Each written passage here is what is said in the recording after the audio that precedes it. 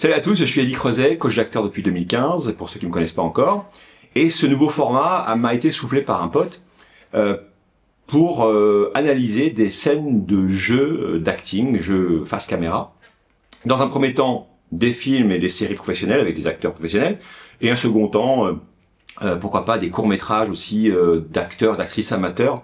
Alors, dans un premier temps, pour voir un peu comment les pros fonctionnent, comment on peut imaginer et interpréter à distance, hein, après coup évidemment, comment ils auraient fait pour travailler, comment ils travaillent dans cette scène.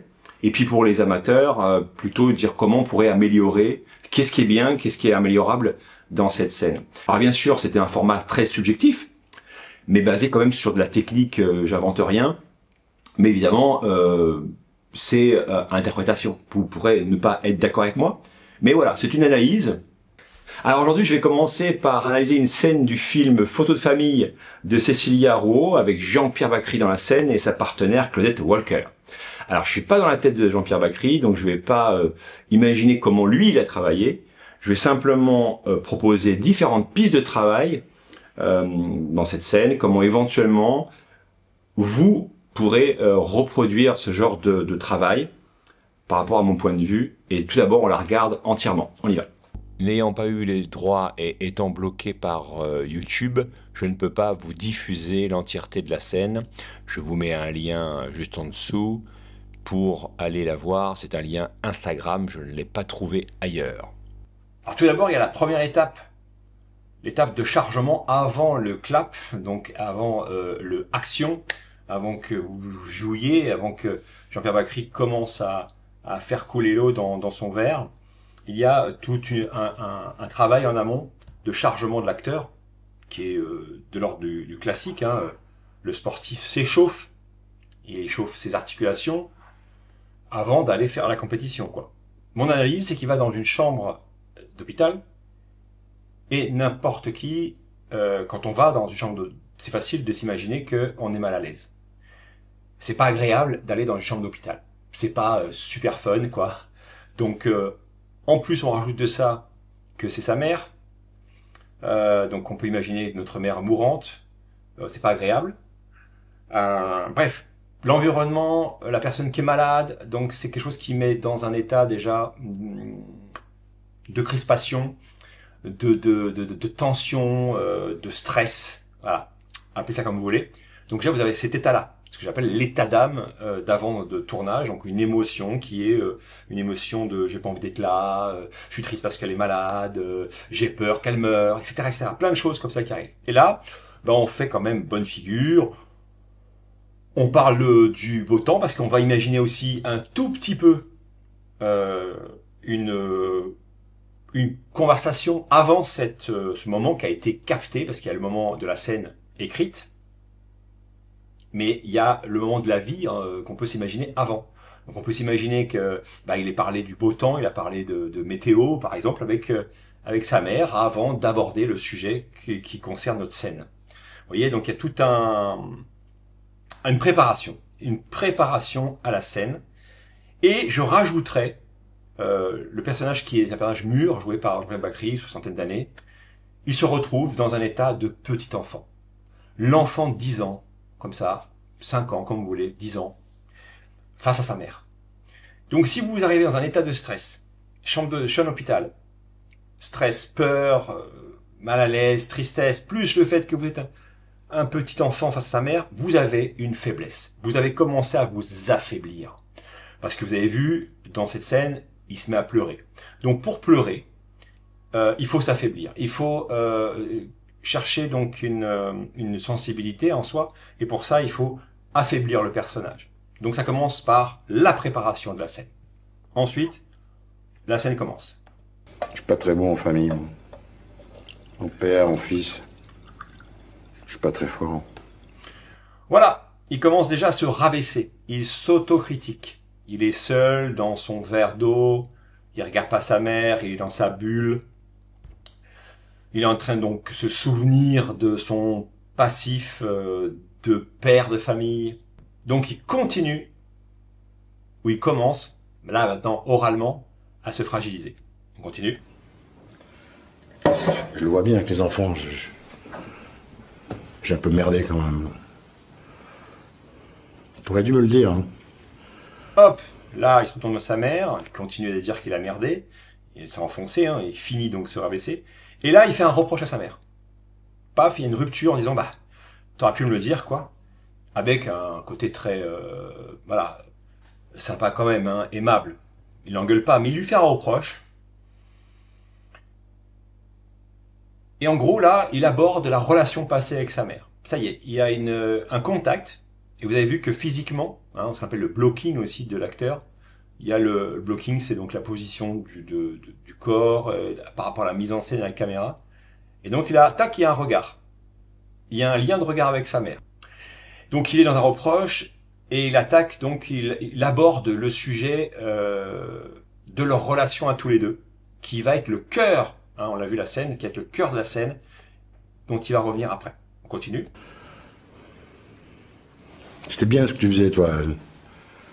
Les prendre l'été, tous les trois. C'est important, c'est important. Hop, contre-champ. Avant le contre-champ, là, il fait rapidement un compliment. Encore une nouvelle rupture, il fait un compliment à sa mère, comme pour s'excuser, en fait, du reproche qu'il vient de faire. Parce que tout ça, c'est spontané. Évidemment, l'acteur, vous apprenez un texte, hein, vous apprenez par cœur le texte, vous savez ce que vous allez dire, mais non, dans la vraie vie, ben, ce qu'on dit, c'est spontané, quoi. Moi, j'ai préparé un peu ce que je vous dis maintenant, donc il n'y a pas vraiment de spontanéité, mais dans la vraie vie, un échange comme ça, eh ben, c'est spontané, surtout quand l'émotion s'y mêle, eh ben, on sort des choses qui n'avaient pas été pensées bien en amont, évidemment. Donc, on a le contre-champ sur la mer, que l'on voit alité, avec un petit sourire, un regard un petit peu perdu. Donc il va commencer à se comparer. Et se comparer, comme dans la vraie vie, on se compare à quelqu'un qu'on estime plus élevé que nous, par rapport au fait que grand-mère réussit et tout, l'éducation que moi, le père, j'étais nul. On se compare et ben on continue de se fragiliser. Il continue une nouvelle fragilité pour ce personnage. On continue. Moi, j'étais dans mes trucs. Le boulot... les femmes.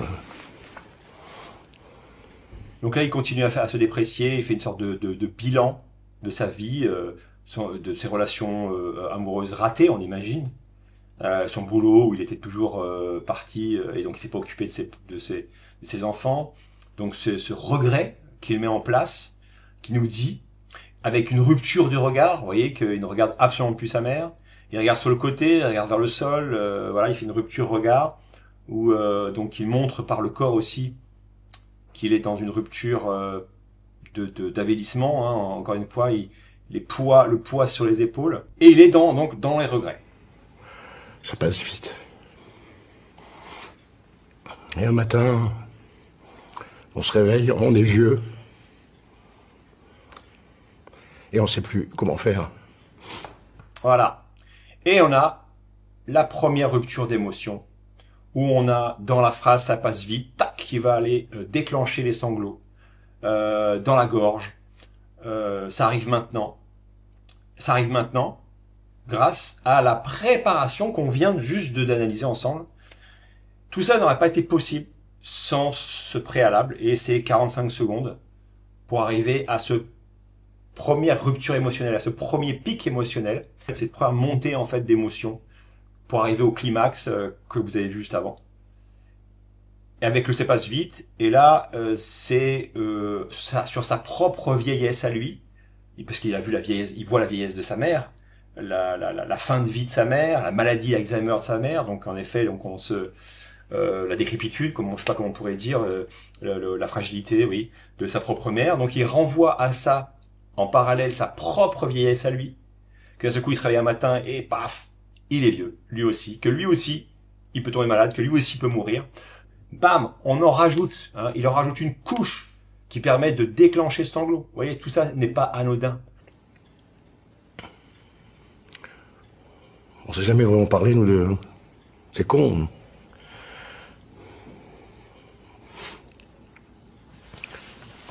On n'a pas beaucoup causé ensemble, on n'a pas beaucoup parlé, on n'a pas eu beaucoup de relations. Et là, il y a du sous-texte, beaucoup de sous-texte. Qu'est-ce qu'il lui dit? Il lui dit, c'est pas un reproche, c'est un constat cette fois. Qui lui dit, bah écoute, on n'a pas eu de relation, maman, petit enfant. Donc encore une fois, il a 10 ans là, il est face à sa mère, il a 10 ans. Il lui dit simplement, tu m'as pas dit je t'aime quoi. C'est une génération, on le sait, hein, cette génération-là, celle d'avant, c'était des relations qui ne se disaient pas je t'aime aux enfants, qui n'avaient pas de câlin, il n'y avait pas de contact, il n'y avait pas de côté émotionnel. Donc il lui dit ça. Il lui dit, on n'a pas beaucoup échangé beaucoup d'amour, toi et moi. Donc, hop, de nouveau, et là on touche au cœur du problème. Leur relation à tous les deux, qu'ils ont raté, en termes d'amour. Et c'est là, en s'apitoyant sur son sort, qui va encore se diminuer et encore alimenter sa fragilité. Parce qu'une fois qu'on a la fragilité, qu'on l'a atteint par ce premier pic de sanglots, il faut l'alimenter. Et donc, qu'est-ce qu'il fait? Il l'alimente avec ce rapport entre lui et elle.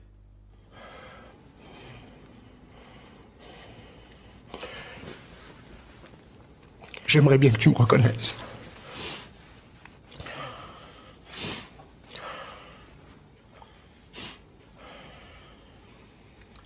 Et là, c'est le climax.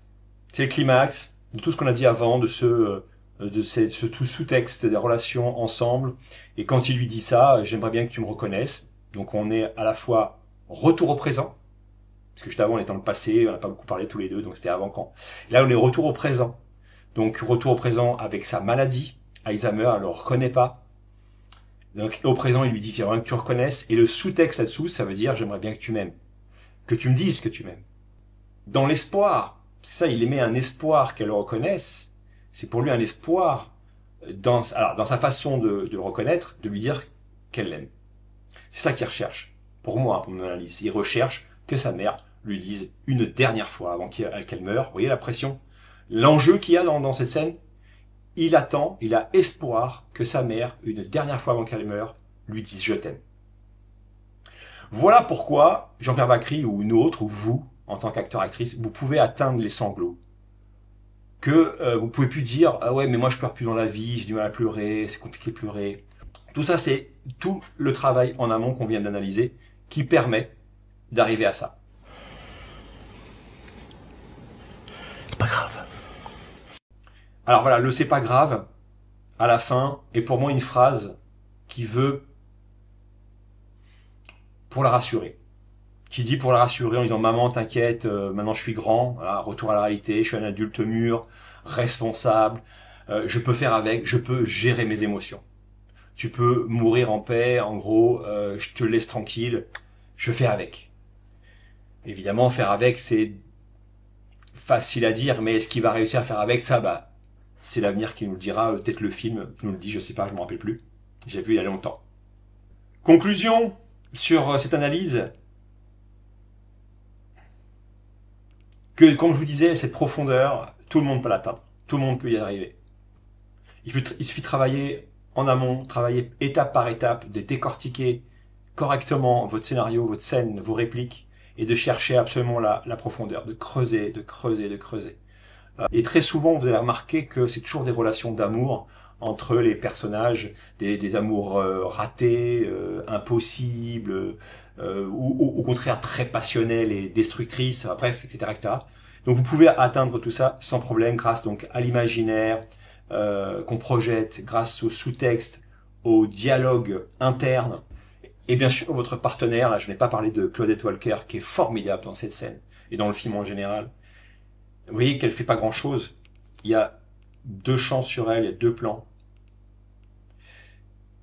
Et c'est suffisant. En tant qu'acteur, actrice, vous avez des partenaires comme elle. C'est facile d'être dans la pensée et dans le rôle, dans l'incarnation de ce personnage qui n'est pas vous.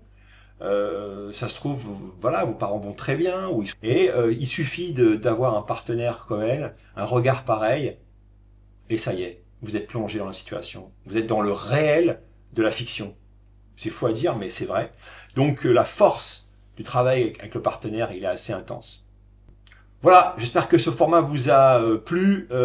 Si vous aimez, laissez des commentaires, des likes et tout. Dites-moi ce que vous en pensez d'ailleurs, si vous avez des idées, des pistes aussi par rapport à la façon d'analyser cette scène. N'hésitez pas.